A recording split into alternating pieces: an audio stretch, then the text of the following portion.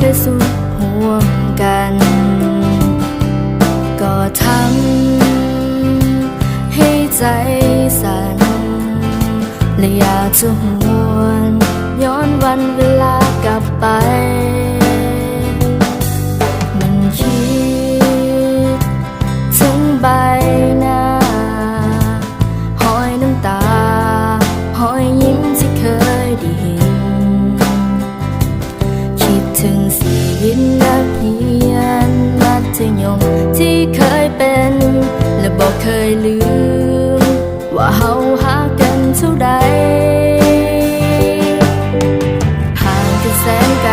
หัวใจยังเหมือนเก่าห่างกันเท่าใดหัวใจเฮาเหมือนเดิม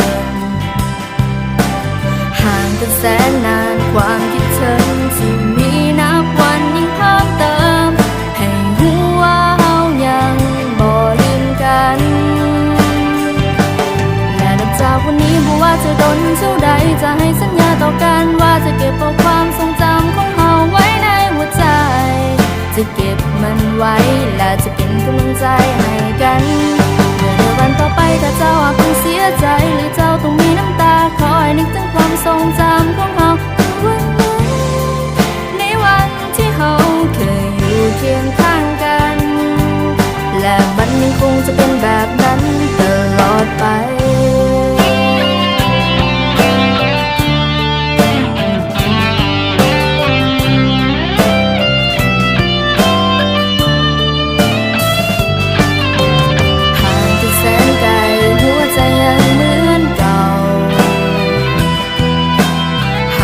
เท่าใด